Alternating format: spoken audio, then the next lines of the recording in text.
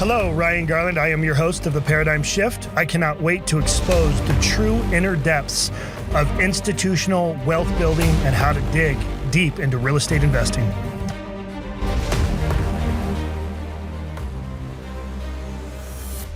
Hey everybody, Ryan Garland here, founder and chairman of Paradigm. Thank you very much for watching the Paradigm Shift podcast, sponsored by 10 Day Doors, and they made this 2,000-pound table that it took an entire lift and like 20 men to get in here. So what we have today, I'm super honored. Jordan is my boy, my videographer, and a new addition to Paradigm. What we're going to do is talk a little bit about his background and what it is that he likes to do for fun and how he is here and what he wants to talk about and probably extract out of me. So we'll see how this goes. But Jordan, thanks for being here, buddy. Thanks for having me. I love you, bro. Too, brother. I remember I found you on social media and I just thought your photos were absolutely amazing.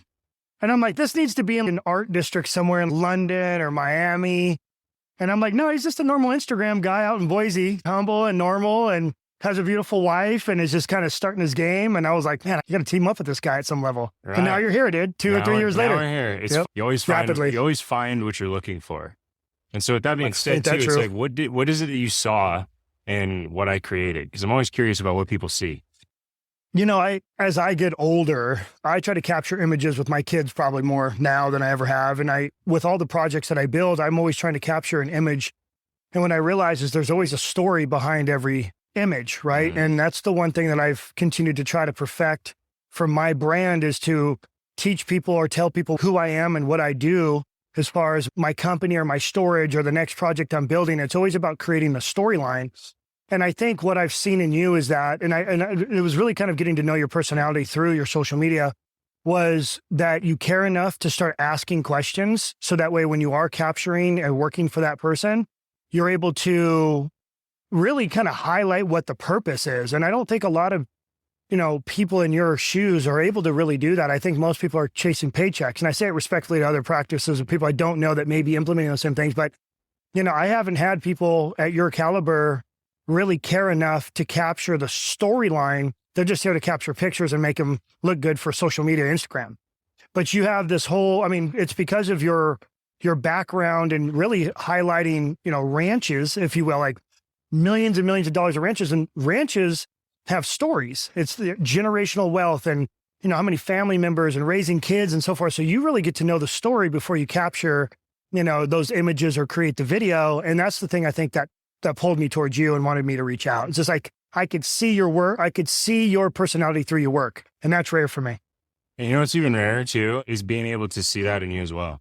Because being able to come out and actually see how you do business, because you said something to me one time. You looked at me and you said, you notice how when I talk to people, I don't talk about the numbers. I don't talk about the returns. I talk about the story. Mm-hmm. And stories just create such a monumental memory in people's lives that you're never going to forget. If they get to know you outside of just it being a typical transaction, when they get to know who you are, they get to know what you care about, and you start to resonate with that person, pretty soon you start feeling that person. You start building a relationship with that person. And that's what I started to build with you, because I got to understand you. I got to actually see you in action, not just on the field, but off the field too. Because when people are out there and, of course, the spotlight's on, it's easy to put yourself out there and you kind of get into your own little acting and you get into that mode. But what about when the walls come down? Right? Like, what about when you actually have to be vulnerable? And so, guys, like I cried for Ryan. I did, because he saw something in me that I didn't even see in myself. He saw something in my work that I was really chasing to just at least hear it. Right. And I couldn't find that. People always say that they value you, but the thing is, do they actually take the time to get to know you? Right. Do they get to take the time to know who you are, where you come from, what you've been through? So much of what I've been through is really just capturing other people's lives, capturing other people's memories, capturing other people's stories. And for once, it was nice to have somebody else that I found that when I did see them in a very beautiful way, they actually saw me in the same way. You know what I learned a lot from that though too is, and I'm glad, thank you for saying that. That was really, because I try, because I know what it's like to be, doing my own thing and kind of be in my own world, and people need stuff from you, but not really receiving. So I understand that feeling.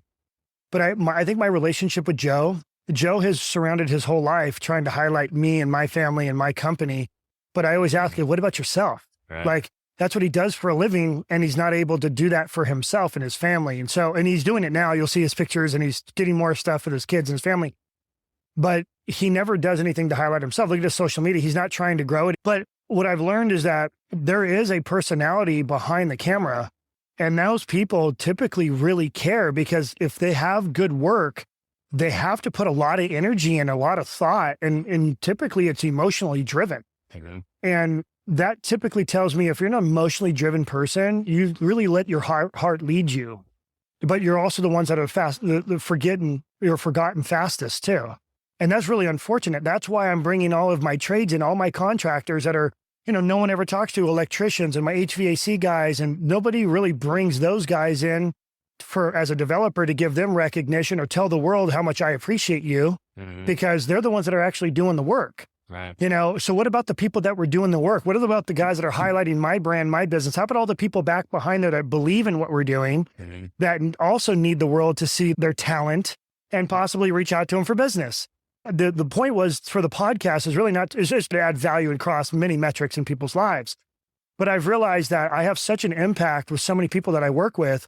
My all-time goal now is to try to create a positive impact for them. Yes, I financially provide, but without them doing their job, I can't continue to do my job. And that's why I always talk about how this is an economy. And if I have all my contractors and all my trades and everyone's all into it with the same mission and we succeed, it's the most powerful feeling a human being can ever feel, when there's that many people that are coming together, that are happy, that want to be here, that are just excited to be a part of that, something bigger, and that's what you've done. You've been reaching out to me, and dude, I just, your photos, every time you take photos, I'm just like, dude, send them to me now. Like, I want to see them, because I already know just the brand. Like, you look at me, you shot some stuff for me and Joe. You did behind the scenes for Joe and I, and Joe's like my best friend. Yeah. So for you to do that, but you could see the personality and the dynamics between our relationship, but we never get that. And we're like best friends because he's too busy capturing me and the company.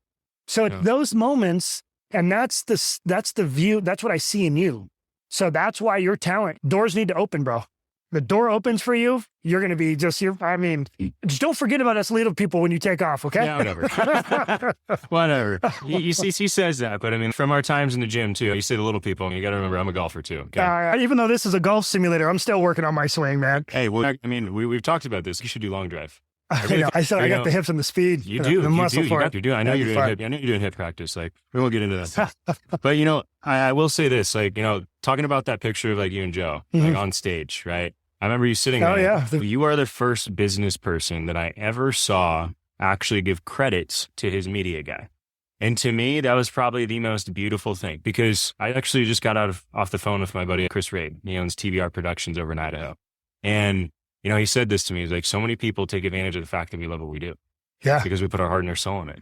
It's an emotional thing for us. Mm-hmm. The reason why the work is so good is because we put a piece of it, us, into it. Everywhere you go. And you always talk about, like everybody that comes and works with you, a piece of you goes with them everywhere they go. Yep. And so that's what I started looking at. I want to insert a little bit of myself into this moment, because if I do, there's life in it. Yeah. And I think that's beautiful, because in this field, the industry's becoming more and more verse in the media realm, right? Everybody's doing photography. Everybody's doing videography. Everybody's doing podcasts. But it's becoming so saturated. How do you separate it? No. And it's because of those powerful connections, like the connection that you have with Joe. It's a beautiful thing to see. And I love being able to do that for people, because it's almost to the point, if you spend so much time documenting it for you, that when you actually get to step back and look at it from a different perspective, it's a beautiful freaking picture. Yeah. And people just don't appreciate it. Yeah. They think it's the numbers. They think it's the analytics. They think it's the, customer acquisition costs or whatever it is. But at the end of the day, it's so much more than that. Like, think about all the people that are doing what you're doing or trying to do what you're doing in a distressed market. And even in this distressed market, you're still being able to raise capital. You're still being able to bring out the best in the relationships of people actually coming out here and seeing what it is that you're doing. And not only that, you're painting a picture that hasn't even come into fruition yet. Yeah. But people believe it so much that they're willing to invest with you, and not only invest into you, but also build a lifelong relationship. Yeah. I think that's a beautiful thing about the family office culture Yeah. that you've been teaching me. And it's been awesome to get into that entire environment, because you told me a lot of times that once you just start coming around me and you start seeing this culture, you start learning about private equity. You start learning about, I just need you to trust me and I just need you to listen. Yeah. Just do. Don't think. Which that comment's going to resonate with my whole team when they watch this. Because every time I bring somebody else on, I'm like, just do and it will all come to you later. But no, I appreciate that comment because I think it's hard to teach 20 years of intuition. You can't. Mm-hmm. And the only thing that I can do is just lead by example, day in and day out. That's it. But by you being around me and seeing how much I take on and capturing the hard moments and all these conversations and how tired I really am. It's 8 o'clock and I'm like, we need to eat dinner. We haven't eaten in 8 hours, and we then go and have dinner. We're just exhausted. And then we do the same thing over and over and over. And even on the weekends, right? People take off. We're not. We're working, dude. Right. And I mean, since you've been with me for the last 2 weeks, have we taken a day off? No, we don't take days off. We're working all the time. And to be candid with you, I don't know any other way to be, but it's because I love what I do. And not only that, I've learned to love everybody that believes in it too. So now I wake up with a purpose every morning. I'm not doing this for myself anymore. The money was good. Yeah, let's be honest. I chased the money. I was a loan officer, and prior to 2008, chasing the money and girls and cars and so forth. I'm married and times past. I'm different now, right? Mm-hmm. Of course. When you get to a certain point in life and you've had it all, you realize how much that doesn't matter. So the cars, the boats, all that, that's why I could sell and trade these things. And I'm just using them for marketing. And I outwardly tell people, this is just for marketing. The algorithms on social media grab that stuff and get me in front of more people. And it's the lifestyle that it sells. But when I'm able to capture people, the idea is to really build or show them who I really am, And now at this time in my life, I'm realizing every day when I wake up, it's hard when you need discipline, right? You hear all these podcasts, you need discipline. You need to be working day in and day out over a long period of time. And through that hard work will create fruit. And it's so true. But that discipline sometimes isn't even enough because you will burn out. It's hard to continue to keep going. One is love. When you love what you do, when you love the people that also love you and love what they do, and you have a big team, you wake up every morning knowing you have a purpose, and it's biblical. I don't know how many people ever really get that. I think what's happening, and I wasn't like this forever. By the way, I was a hard driver and you got to perform and otherwise you're fired. And I've had a lot of people mad at me over the years, but I've learned how to tailor that into everybody has hardships. Everybody's got stuff going on in their lives, but I need to lead by example more than anything and just continue to shed love and be one gear and not change the way I am, but be very honest with everybody about where I'm at or the company's at or what have you. And when you reach out to the people that you love the most, they will love you. If they love you, they'll show up for you. Mm-hmm. And those relationships are tested again and again. This is not an easy business to be in. I have friends, let's say kids and friends of mine that they're younger and they're like, I want to get married. I'm like, have you even been in a fight with her yet? They're like, no. I'm like, get into a few fights and see how you handle it. You need to have some of those hardships to see how that relationship pans out. Mm-hmm. And that's the thing that I love about my company is like the pain or the beauty is within the pain. Mm-hmm. It's like we've gone through so much hardship and my core team right now, which is including you and Val now, what you'll see is that we constantly show up for each other. We have our weak moments. But we all wake up knowing we have a mission and we have to deliver that mission. And that mission is typically, we have a project, we need to raise capital, we need to tell the story, we need to show transparency, we need to show honesty. And I don't know another operator that's doing what we're doing. No. And so I really appreciate that comment. But at the end of the day, relationships and family office is it. You can't take this with you. If I can take my skills and my leadership skills and I can give to other people and help them create financial freedom for their families and their lives and their kids and their grandkids when I feel like the world is burning right now, it feels pretty cool. So, and what's nice is I wake up in the morning knowing I've gone through so much. I know I can add that value to the people that trust me and that love me because I will show up for them again and again. Oh yeah. You've always called me and it was kind of random too, because we would talk only maybe a couple times a year. And then it was like more and more and more over time. And then you were getting more interactive with me on social media. And then you kept offering your services. And I'm like, man, I need you, bro. I think the more and more that I talk to you, the more and more that I embrace a lot of humility.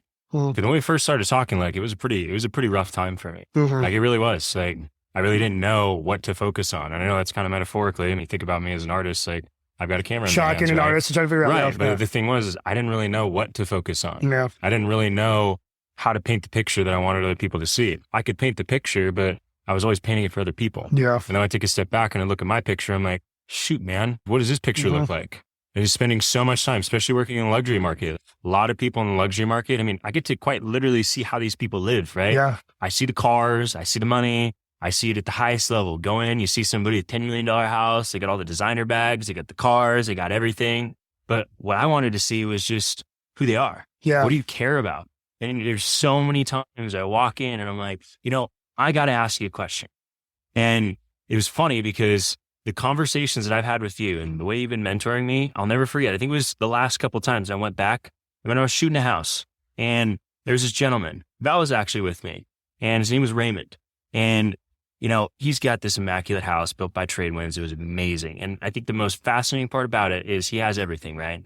Sat him down. He's in private equity. And I'm like, fantastic. I was like, that's the industry that I'm looking to learn in, right? I'm like, okay, we start having a conversation. For the first time, I was actually able to articulate and communicate with people in that sector for the first time. And it's because of me being able to embrace humility and to be able to come open and be myself and ask the right questions and just focus on the things that mattered. And what he had said specifically was, it's just about having the right people in your life. It's everything. It's priceless, because the right people that are in your life are genuinely going to show up for you. Mm-hmm. They're going to help you. They're going to care about you. They're going to have the hard conversations, just like Val and I have to do. Oh, of course. Time. It's because of that adversity that we go through. It's because of the adversity that you're able to work through that and to be able to almost break yourself down. God quite literally breaks you down into nothing before he builds you into the person that you're supposed and designed to. 100%. Because if you can actually achieve that full potential, then you actually can help others achieve that full potential. And I think that's what I'm so grateful for with what you brought out in me, because in this time, I mean, I've never had to run that fast and work that fast and think that fast. It was all day. It was nonstop. You're just like, here, record this, record this, record this. And I'm just like, man, this was a lot. We're just getting started. But the fascinating thing that I think a lot of people don't realize about videography and photography is, for some of us, especially those that classify ourselves as artists too, it's not just a job. It's part of what we do. It's like playing an instrument, right? It's how I learn. I learn through music. I learn through images. I learn through the information that I'm hearing through audio. I learned through so many different avenues. And so in recording all of this, I think it's been so amazing to be able to see how my conversations have changed. Yeah. Everything's changed. It's because of what I've seen with you and how you communicate with your team, how you lead your team, how you love your family, and how you build relationships with other people. Yeah. Because that is something that money cannot buy. That is something that you really have to have inside of your heart. Then other people are going to feel that. Oh, for sure. And if they can't feel that love, then they're not going to see the vision. And, and that's what people need to see when they do business with you, especially at this level. They need to feel that heart. They want to feel the conviction that what you say you believe in as well. Mm. The guy that you were talking about that was also in private equity, he figured it out. And it's no secret, but there's still like that question people have is like, well, how do you find the right people? Okay, yes, we heard it by a million people. Yes, you need to have good people in your life. I learned it from my wife. You need to have boundaries, meaning certain characteristics in human beings, if they do it once, they'll probably do it again. If they talk bad about somebody when you're around, they'll probably say it about you. So you need to take a step back and disappear. Now, I have gone through so much and it's taken me so long to learn. I feel like it's taken me longer to learn than most because I just want to continue to believe in people. So I provide probably too much grace. Everybody would tell you for the longest time, I gave too much bandwidth. But I think now I'm on the opposite edge of that. I'm kind of like what Tony Robbins says, hire slow, fire fast, kind of thing. And I'm kind of in that point in my life with any relationship because I know the value I can bring to somebody. And that value is priceless because the industry I'm in is basically about financial freedom. I have showed up through distressed markets and have continued to create no matter against all odds. There's not much I probably couldn't accomplish or any business I couldn't run. Private equity and running multiple businesses is really the hardest part because you got to be full transparency. You got a governing body. If I'm able to do that, I'm pick one job or one company or business I can probably do pretty well at and make a living. So my confidence level has gone through the roof. So when I'm interacting with somebody, I already know there's no insecurity. I know what value I can bring to you. And 99.9% of the people in this world need financial security. And that's all we chase as human beings is security, whether it's in a relationship or it's in finances. Yes, I still wake up in the morning with fear of reputational risk if I don't perform or not hurting my investors if I can't manage or something slides through the cracks I didn't catch, right? I don't want to, I can't live with myself. So I continue to operate in a place of fear, which is good because I have action and I don't want to lose all the things that I've worked hard for. I want to stay on this track. And the more knowledge I get, the more I can feel the future. Right. And at the end of the day, going back to those relationships, when it's in a business setting, that is the most important. Personal stuff is kind of easy because there a lot of times, if you have to cut ties, it's really simple. There's no finances involved. But when you start adding finances, and those people that finances also have families they got to provide for, those people now are going to be tested, and you're going to identify exactly who they are, especially when money comes around, right? Mm-hmm. And money is the root of all evil. There's a reason why these things exist, and it's biblical. Mm-hmm. And when you sit back and you watch how people operate, and if they work out of fear or what have you, and they just you need people that can make decisions regardless of how they feel, make the right decision. If they're just selfish and scared, and even the best people in the world I know will make bad decisions financially, and they'll lie, cheat, and steal. But how do you find those people that aren't that way? They have to prove yourself to you over and over again. You have to be patient and kind of let people expose themselves. Remember, it's the same concept. Commercial real estate, it's all about longevity. It's all about the long game. Got to be patient. Look at this project. It's taken me 2 years to get off the ground. Europa Village, one of the other projects we're involved in, 7 years. Right. These are monumental, life-changing projects. It took a couple of years to put together, and it had to be patient. But what is it going to become when it's done? One day you're going to blink and you're going to be like, wow, look what we created. It was worth the wait. Right. It ties into big money doesn't come easy. It does not. And you have to be patient, because I've heard that time and time again from a lot of my mentors, right? It was always the patience. And it always came in the times when I literally had every opportunity that I should have done things the wrong way. Those moments when I was tested, that it really showed me who I am. And it also showed me who other people are too. Because when you talk about money is the root of all evil, that was always the case. So many times I helped so many people, and I just didn't get the love. But I kept on loving. And you told me this too, just never change who you are and continue to be that, because ultimately, especially in family office and private equity, like that's what ends up driving the success of whatever it is that you're building. Because you told me this too. It was the other day. Yeah. Every time so when you tell me, oh man, this guy just ripped me off. I paid $10,000 on a website and the guy took my money and ran, didn't give me anything. And I'm looking at you and I'm like, yeah, man, I've been there. And then yesterday it kind of clicked. And I said, I wanted to tell you something. I'm like, it's that way all the way up, the whole way. It's a fight the whole time. And it's, dude, when you hear mental toughness, mental stamina, grit, you hear all these, I don't even know if there's any words that really can highlight what it actually takes. I mean, full blown sacrifice, everything. My marriage, my first marriage, my second marriage has been on the rocks a couple of times, like in full transparency. And then what happens is when you get there, then you have so many responsibilities. Now you got to maintain it. I always tell everybody, it's easy to be able to make $50,000 and put it down on the Lamborghini and get your financing. But now make that $5,000 payment for 2 or 3 years and then come talk to me. So it really showed that the idea is sometimes it's easier to get it. It's hard to maintain it and keep it. That's the real key, right? So that's what I say, the wealth. You know, you hear people that are rich and then you hear people that are wealthy. Rich are the people that made fast money. Wealthy are the people that know how to take that money and multiply it and keep it and use that for multi-generations. Wealth and rich are two different things. And that's how people can be rich in certain things, but wealthy in other things. Everyone's just say, I would rather be wealthy. Right. Because everybody knows in the back of their mind what wealthy really means. Right. You know, like mindset, mental, it's a huge thing. The other thing that when I say patience, I had to learn that too, because I come from, in real estate, it's always about whatever you kill, you eat. You don't have a freezer. You got to kill and you eat now. And you live paycheck to paycheck. And I have people that have come on with my company that have always been that way. They got to operate at a really fast pace and make money right away to eat. Well, with private equity, it's about creating, basically a bucket of income, cash, and then you pull from that cash over time to build the next business or next business plan. And then you want to refill that pot more than what you did last time, so you can now invest into another business and invest resources in another business. That's the hardest. That's why they say 99% of startups fail in year one. It's true. It's hard. Without capital, you fail. Without knowing what you need to do, you fail. Without understanding your burn rate, you're going to fail.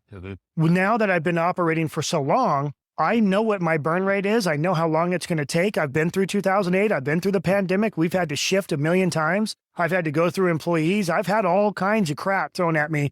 But I also know that you have to, what it takes. I also now know every project that I have, I'll probably be in a lawsuit with some contractor. So I put in my budget a lawsuit. So if there's a lawsuit that comes, I'm like, just pull it out of the budget. Yeah. So mentally, I don't have to stress, because people will get into a lawsuit. They're like, oh my God, life is over. I'm like, nah, I prepared for it. It's sitting on the pro forma, pull a couple hundred racks. Let's just fight it. Let's just drag this thing out and play the game. Mm-hmm. That's what you do. And now I don't worry about it. I just let my attorneys do it. And now I sleep at night knowing it's all going to be over anyways. It was amazing. Like when you told me that, that's how you approach. That's how I approach it. How you approach a lot of different Yeah, things. it's like, go bring it. Like, you want to file, just enjoy. Hope it's worth it, dude. Because it's not emotionally draining on me at all, because I know the game. Mm-hmm. I've been there. I'm fine going after other people. I know the games now. So that's when you become dangerous, when you learn the game. I tell everybody, the value isn't in the money that you make with me. The value is, I'm going to teach you how money works. When you understand BlackRock, Blackstone, Goldman, Vanguard, where they're investing their money, they have a monopoly in the stocks. They have a monopoly in a lot of businesses, which they're against the monopoly agreement, right? But at the end of the day, I'm just the small guy back there watching and going, okay, now I know what they're doing. Cool. I'll just pivot over here. And I'll take some of the stuff that just falls off the back of their truck, and I'll probably do just fine. Right. They're big, you know? Right. But once you understand how money moves and money works, that's it. It's like the same thing I always tell everybody. You know, Kara had a human trafficking nonprofit. You know, we'd raise money and help to aid against human trafficking, which is unfortunate, because with what we did, made no dent on how big that industry is. Mm-hmm. Well, what happened was, and I'll probably bleep this out because I know too much, when she went down that road, I told her it's always stems around money. And that's probably the biggest, you know, cash business period in the world is human trafficking, right?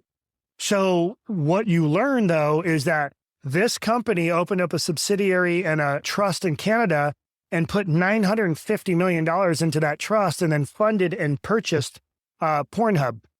And these are big institutions that are right here out of New York in the US. And these are guys that have hundreds of millions of dollars. So like, for the smallest client is $100 million deposit. So those are the wealthiest people in the country that are banking with them. Those guys are opening up companies and then going out and buying Pornhub, which has more lawsuits and federal indictments and all kinds of stuff in any corporation around the country. But they're making so much money that they have a lawsuit. Obviously, their law firm is just going to fight those lawsuits and settle out. That's how much money Pornhub makes. It's the same thing. The owner of Spearmint Rhino, I know him really well, makes $22 million on his W-2.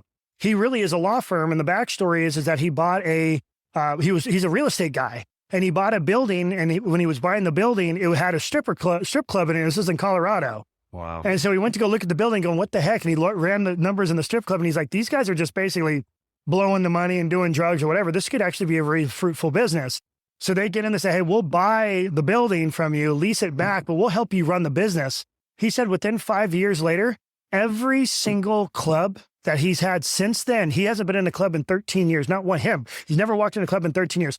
Every single club he's got makes $1 million a week on average. $1 million a week. $1 million a week. No, not one club makes less than $1 million a week. Spearmint Rhino, bro. $1 million a week. That's a lot of money. But the point is, like, when you see where the world goes and you see where the money goes, it's easy to identify people's vices. I mean, look at Marlboro. Right. And what they went from there to vaping and certain things to be able to keep up with, you know, the demand of feeding people. Look at our health industry, dude. The list goes on and all the corruption and all that stuff. But when you learn where the movement is, or people are pushing back, or big pharma now is adding pressure, you know, you're seeing policies changing left and right. The idea is to take all of that and try to separate yourself from them, because all the people that don't believe in that want nothing to do with it. So if I have the same beliefs, and all of these investors that I'm typically doing business with believe in what I believe, and the likelihood of them to invest in me is much higher. Mm-hmm. So it's not just the project, right? They believe in the project, they believe in the area, but they have to have the same core values as I do. So what's happening as an operator for me is I have to be more transparent with my beliefs. That's why my social media, I don't care. I post whatever the hell I want to post, because it's all about just, you got to trust, you're either going to like me or you're not. You know, if you like me, great, do business with me. If you don't like me, fine, don't do business with me. I would rather be myself and do business and show you, here's what I believe in. My last book, I predicted the market. I've been right. Sometimes my beliefs align with my studies and my data. And then those are decisions that I make to maneuver the company and my finances. I want to look at the data. This is a chess game. Right. You talk about looking at data. Like I remember on that drive the other day too, we drove by that little development, right? And he told me this guy was going to be building this massive development. There's like $2 million over budget just on moving dirt. Right. And it's so funny because like, I know a lot of people that, you know, used to be in my circle that literally were taking advice from somebody that was bragging about the fact that he went $1.5 million over budget. That's not like, don't brag about that. Because like, at the end of the day, yes, it's good to have different ideas, but at the end of the day, if you can't be trusted and you can't even get past the dirt phase, what thinks you can get past the foundation, the framing, the steel, everything else that goes with it. I mean, and what you talk about too is like looking at where the money is going, right? You said this one time too, it was the people that actually made the money during the gold rush were the people that were actually supplying the tools and shovels. 100%. That's why even with your guys' camera equipment, which we were just talking about, the people that are making the money, the ones giving you guys all your equipment, making the equipment. Their stuff is selling off the shelves like crazy. And that's what I found fascinating about private equity, right? It was starting to move past the ladder of like, okay, not only is it photography and videography, you can make money there, but now you're moving into marketing. Now you're working into business. Now you're working into developments. Now you're working into private equity. I found this fascination, especially with spending time with you, of starting to follow where is the money going? How does money move? How does it work? And how do I actually understand it? Because if I actually start to understand it correctly and I actually start resonating that with the people that I'm around and they start seeing it, they start feeling it, they start believing it, well, then it's no longer a sale. And then it's no longer that I'm following a script and I'm talking about data. There's so many of the firms that have tried to sold me on different investments, right? Here's our PowerPoint slide. I'm like, well, that's great, but what's the story? Yeah. Right? How do you base those decisions? Or are you just showing me the same PowerPoint that you show everybody else, right? And you talked about too, like wealth management, right? Wealth management, financial advisors, being able to get access to just building a relationship with not only them, but their investors as well. It has to come from an actual relationship because it's all relationship based. It really is. So it's funny because when you'll hear me say institutionalized a lot. Right. The reason I say that is because I look at big amounts of data and going back to what are the big guys doing? Where are they spending the money? You've probably heard me talk about it, but it's funny to say it here. You know, they say by 2030, all women, 50% of women over the age of 30, by 2030, year 2030, will be childless and single. So 50% of all women by 2030, by the age of 30, will be childless and single. That's insane. If you look at any stocks or like in regards to dog food, cat food, that type of stuff, it's going up and up and up. There's more of a demand for it because those people are having more dogs and cats and now less kids. Then you look at I think it was a company out of Goldman that is starting to buy veterinarians. They're starting to look at this. So now you see private equity picking up veterinarian companies and, in essence, hospitals. Remember, it's the long game. They're seeing an uptick now, but they're going to invest now and grab it because there'll be a big profit at the end. That's that private equity, patience, uptick. And when you hit big. And that's the thing that I'm tracking is like, where is the world going? Okay, well, let's talk about 2008 and the financial crash and how many divorces. There's the most amount of divorces in history was after the 2008 crash. And the number one reason for divorce is financial hardship. Okay, so now you have all these apartments being built out. All these institutions are building apartments all over the country right now. Apartments is a big deal. Build to rent community single families. You have Goldman and BlackRock that are coming up with the DSCR loans for investors. Now, yet they're buying up all of the rentals and they're buying all these big institutional grade, 200 unit, 250 unit, 1,000 unit apartment projects, right? You have but when you have another financial problem and crash, it drives people out of homes. One home now becomes two. So there's more demand for housing, and most people will go to apartments and rent after a divorce. I mean, it's insane when you track what's really going on. And in my opinion, it's not that hard. It's just continue education, read. I want to perfect my craft, and I position myself according to where the world's going. That's it. I'm just kind of staying in front of it. Paradigm. I shift right in front of everybody else. That's all I'm doing. It's it. Let's talk about this too, because obviously this is a conversation we had because there's been a couple of expos that I go to, and not to knock anybody that's there, but you talked a lot about this too. It's capital raising, right? And where people are getting the right information, because there's a lot of people that are getting information out there. Everybody's trying to do podcasts. Everybody's trying to do videos. Everybody's trying to be an expert on something. So what is it that people need to look for when it comes to where they're getting their information, because you're an SEC Reg A Tier 2 fund. I have a couple. I have several funds, but you have that's several, one of the hard ones. Yeah, that's one of the hard ones. But that means that you quite literally have to have complete transparency.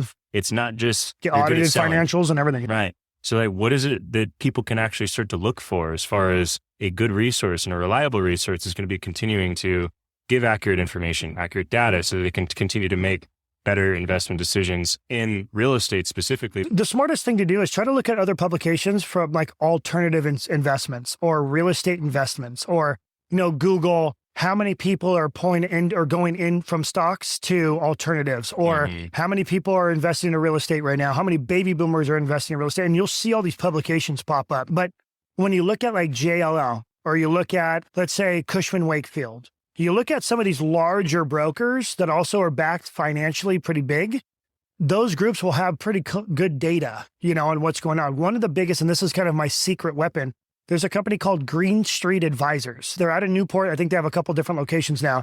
I'm really good friends with one of the guys there, so he keeps feeding me data all the time. In fact, for you to sign up, it's a platform, you got to be on with them. And I get emails from them, newsletters all the time. I read everything. When they have a webinar, I'm on it. I don't miss it. A lot of times I just sign up knowing I'll get the recording if I can't make it, because I can watch it later, or when I'm driving or what have you. Okay. But these guys are kind of like a third-party data. They have all this software that scrapes the internet, but they also have boots on the ground and a call center that calls appraisers and brokers and all this stuff in the area to do a better collection of data to put in a third-party report. So for example, let's say I'm a hedge fund, pension fund, or anything else. I have a department that's private equity / real estate driven. If I'm raising hundreds of millions of dollars or open up, so for example, my $100 million debt fund, when I manage a fund like that, I'll put in my fund the business strategy. That business strategy is mortgage-backed securities, first trust deeds, hard money lending, 65% loan to value, right? I create the business plan. That business plan I send over to my investors to sign off. Inside that business plan, it says, not only this is my business plan, I'm going to show you financials, audited financials from a third party, and this is who they are in New York, that also audits pension funds, hedge funds, all the SEC or any public companies or any beginning IPO stage companies. They do all my audits. Big name guys, that separates us from men from the boys too, when we pay for those type of audits and company. I mean, it makes us look like we're a much larger firm when you're working out with investors, family office, wealth management, looking for placement fees, what have you. But what happens is now I go to this company and I say, hey, I need a specialized report, because I'm going to operate in these key states. I have this much money I'm going to lend out. I'm going to trade these amount of notes. I'm going to sell these amount of notes. My buyers are also in Israel, which is true. I have a note buyer in Israel. I have note buyers in New York. This is my overall business model. I need you to give me a specialized report for that. And it's not cheap. Some of these are $90,000, $120,000 reports. Wow. These are detailed data, that sources where they get that data. And these reports are this thick. And we bolt that on to our business plan.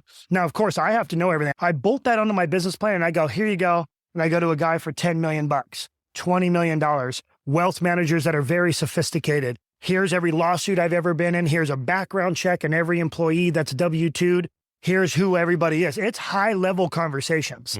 If I'm managing somebody's money, they want to know who works for me. A lot of times I get on the phone with guys, this is no joke. If I get on the phone with a guy who's going to give me 10 million or 20 million, how many lawsuits have you been in? This is no joke. This is right out the gate. This is this conversation. How have you attacked before? Yeah, I have a federal prosecutor. I just filed a lawsuit against this person. I'm going after them. No, hard. Great. Who's your attorney? Here, you public record, but you can see here they are. Here's background checks on everybody that's in my company.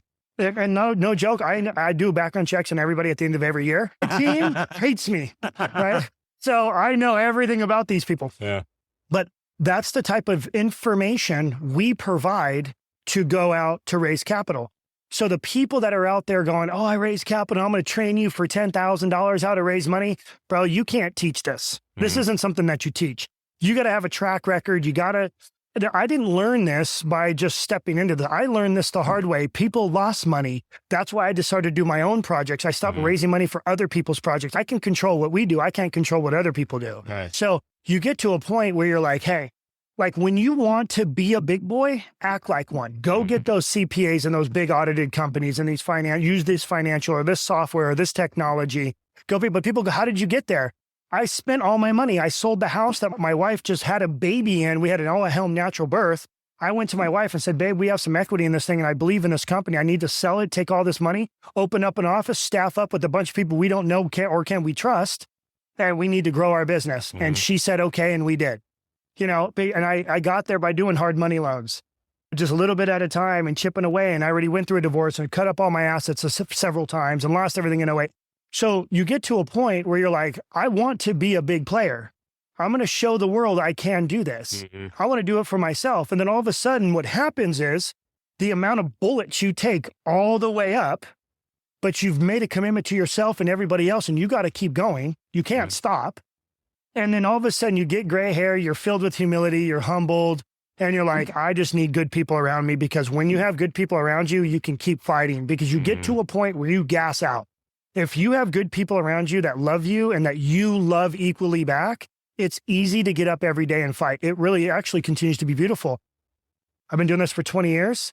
I'm just getting started, dude. Mm-hmm. So that means all the turmoil, all the people that have wronged me, everything I've ever gone through, I'm over it. I don't care. Bye. See you later. Mm-hmm. Remember, I've been trying to share on camera my testimony with Joe for years. I don't know how to articulate the bullshit I've been through, because I'm so committed and focused moving forward. I don't have time to look backwards. I only care about adding value to you, Jordan. I care about adding value to my investors that trusted me, that wrote me a $100,000 check, that I know their story, that it was not easy to earn that $100,000. Mm-hmm. And my job is to show up, and everybody needs a pit bull and someone tough to fight this world for them. Right. And that's what I feel like God has given me, is this relentless pursuit of bullet after bullet being fired. And I just don't stop. I don't know how to, and I won't. And you will have to kill me. And my team will tell you, Ryan will have to die before he stops. He won't stop. My wife will tell you, Ryan will put everything on the line for us. But here's the best part. My wife's like, but I love that man and I'm not leaving him, because I won't stop, because I love her. I love my kids. I love everything hard. And that's what's attributed to all the successes that you've had and all the successes that are yet to come. Yeah. Because let's talk about this. I mean, last touch point, the Barn Cave project, right? Just bring it, units, baby. Right? Yeah. I mean, everything that you're doing, like, because what? It's the winery in California. I mean, you've got developments out in Texas. Mm-hmm. You've got developments coming up in Memphis. You've got so much going on all around the world. And this is just the beginning, right? Mm-hmm. But it's that relentlessness and everything that you've been through, because you don't focus on what's in the past. You keep moving forward. You keep driving the needle forward. And can you talk a little bit about everything that's going on with the Barn Caves? Because honestly, like, I mean, this is revolutionary, right? Nobody else is doing it. And from what I've seen in a lot of these conversations, to actually go in on the back end and see how everything's working, that's because of what you went through and because of the way that you approach so many different things, not only with your business, but with your relationships, with your team, your people, with problems and adversities that pop up in your life, which is what I think actually makes that project so successful and so unique, is because you're doing it so differently than everybody else. You're using the data, and that data literally is the experiences that you've been through life. Mm-hmm. So the Barn Caves project's 108 units right now. We're trying to get more out of it, but just based off layout, we're at 108. Health and wellness is the fastest growing industry, period, right? Healthcare, in essence, health and wellness right behind it, all in one category. Right. And when you look at the data, if you call Alexis and say, send me the data on gyms and opening gyms and all that health and wellness and even gym equipment and sales and all that, it's going through the roof, and it did in 2008 too. But overall, that movement is huge. And I believe in a gym. I'm in an area where I just don't like the gyms here. I don't think it's just, they're a little behind, respectfully. And so I was like, I need to build something with a better community center. Long story short, between, doing my calculations, opening up a community center, having a pool, maintaining that pool, insurance cost, it was too high to pawn off those costs over to my HOAs for my unit owners. And I know that, number one, everybody hates HOAs. I got to focus on bringing down the cost on the HOAs. Right now, like Paradigm Storage we're in right now, these are the lowest HOAs in the entire city by far. I think it's like $200 a year just for HOA. It's like $200 a year. Yeah, just for one of our, so it's like $200 a year. So to be able to have that much HOA, now, which means I do less, let's say watering, I have more concrete. Like, I just make the product better for maintenance down the road, which my last podcast yesterday, I talked about how big buyers, 50 million, 100 million, $200 million institutions are looking at buying apartments. The number one thing they focus on is maintenance. They want to see Anderson windows. They want to see the way you built it. They don't want to see you cut corners, because they're going to be buying for long game. Mm-hmm. Big players buy for long game, 20, 30-year plays. They want to see what their maintenance track is going to look like too, how much they have to put into these things. So all of that matters, right? So going back to this, building out of steel, less maintenance over a long period of time. The speed in which building out of steel, even though cost of material may be higher, the speed of developing goes through speeds up significantly. So the labor costs are a whole lot lower. As inflation is high, we got to figure out on how to compress our costs. Well, if I could build and sell faster, that helps our budget overall, and it compress or makes our pro forma look sexier. And now I can build something that's superior to a stick-built home, because the barn dominium is a trendy movement. Building out of steel is definitely a trendy movement, but it's also more desirable due to power cost and resilience to multiple different atmospheres, no matter where you are in the country, and cold and heat, what have you. Like, it's way better overall. So looking at that, along with the details that this technology now has in regards to the equipment that does cut the steel, the technology is different. Before, homes were always built out of stucco and sticks because you can create detail. You couldn't do that with steel. Now there's equipment that'll cut the steel for that detail. So now we're like, okay, game back on. A lot of people don't know that, right? So we're kind of creating a movement that people don't know about yet. But now I'm going to build this product for a whole lot cheaper than I would regular stick-built residential. And then I'm going to send a product to people that people want, with less maintenance, more desirable, much more open space, huge drive-through RV garage, which is what everybody wants out here, but it's also trending across the country, and really kind of marrying up to that lifestyle. So I'm really watching healthcare, demand for units going up, people migrating due to affordability and generational movement. So they used to think, RVs was only baby boomers that bought RVs. Well, no, it's multi-generational now. If you look at the data, Gen X, Gen Zs, millennials, they're all buying boats and RVs too. So now you have a bigger pool of buyers. And as people retire, the baby boomers retire, they don't care what's going on financially. They worked hard for that 401k. Mm-hmm. They want their boat, they want this, and they want to lower their cost of living so they can have a better lifestyle, but also focus on their cost of healthcare because it's going to go up. So if I bolt on all of these things, including solar, because the power bill just went through the roof out here, and I put on now power where I can pass on the savings to the homeowner, how big of a deal is that? And then even possibly give power back to the power company. And now the power company in the city loves me even more because I'm helping the community, the people that are in it, for investors, and I'm forward facing with technology as well. The likelihood of that investment doing good goes up. And so the Barn Cave project, I think what's happening is the reason why people believe in it is because the level of detail we have on everything about this. Mm-hmm. We know our budget. This is 18 acres right next to this project, 225,000 square feet. I bought 18 acres from the original landowner. Mm-hmm. I know the area. I have my trades. People want to know they're going to do business with someone who has a track record or knows the local game and has a big stick in the game, right? So that's what I think is going to get us over the edge, is our attention to detail, our passion. People can feel it when we talk. They see the project and they fall in love with the project. They see the value in it. Now, one of my investors that just committed in money yesterday, and it was the husband and wife. The wife was the WNBA player. Oh, yeah. Yeah, they committed. He committed. You know what his questions were? What? How many people do you have as an end buyer? We put Eric on the phone. Eric, as you know, he's like number one in the state, what have you, as far as a broker and agent. We get calls literally every day. He wants me to slow down marketing on raising capital for that so we can finish selling these, because people are going, well, when are those barn caves going to be done? I won't buy a Paradigm Storage. I'll just wait for the barn caves. It is so funny. So he's like, dude, we just need to stack the deck and close out, because it's just the amount of people that want a barn cave. It's wild. We have probably 400 people on the list, and I don't know any other developer in the country 400 people in this market that has a list of buyers that want a home that bad. At least 400. I have lost count. We had 250 inquiries on the first day went in the paper out here. We only have 108. Yeah. So now we have investors that are like, hey, if I invest, can I lock in a lot? So now people are going, well, I was going to buy one anyways. I'll just go ahead and lock in a lot and put $100,000 down. There you go. You're a smart guy. So now you have people that just want one or just willing to invest to get one. Mm-hmm. It's wild. You heard me talk to a few people on that. Oh, yeah. So it's just crazy, man. I think it's a good movement. I think you're seeing larger institutions and family office want to write big checks. You're seeing larger family office wanting to get involved in the movement because, again, you have health and wellness. You have a gym that's a cash flowing retail asset that's going to cash flow, that can help me with cost overruns if we go over budget on construction because I have cash flow coming in. That's not normal in projects like this. And then I'm going to build that project in essence with cash, and I'm going to do it in phases. And that's even less risk. And I think overall, the strategy, people like it. Mm-hmm. It's trendy. It's a great product. You got the garage, probably like I have to say, and I want to brag a little bit. I think this gym is going to be one of a kind.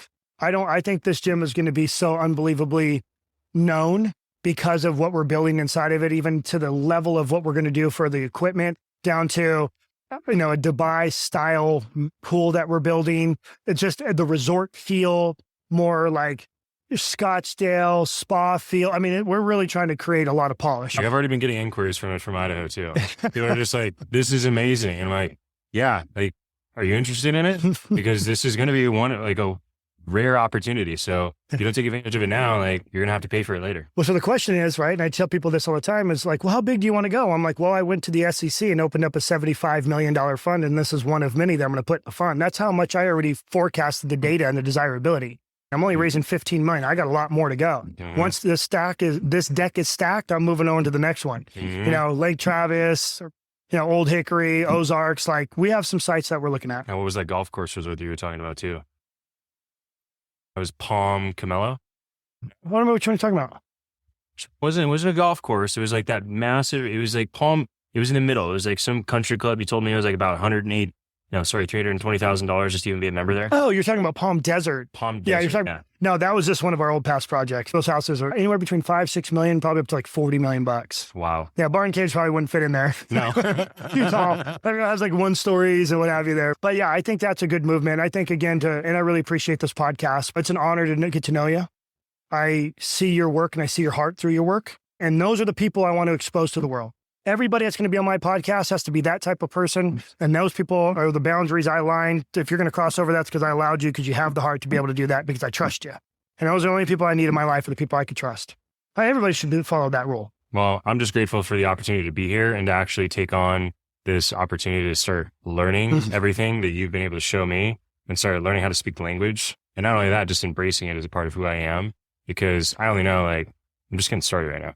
So I'm grateful for just even you taking the time and investing the time back into me, because I know that I have nothing more than just to make you proud and to align with the team. Well, you invested too. Yeah, you literally went online and invested, and so did Val. Yes. So not only did you want to come and work here, you literally invested. Yeah. That's quite literally before we even started working here, like, literally pulled everything out and just said, all right, we believe in it so much. Yep. This is exactly where we want to invest our money. Where we want to put our money. I love it. I believe in it. Love you, buddy. Appreciate it. All right, guys. Thank you very much for watching my boy, Jordan. You're going to see a whole lot more of him. Yes.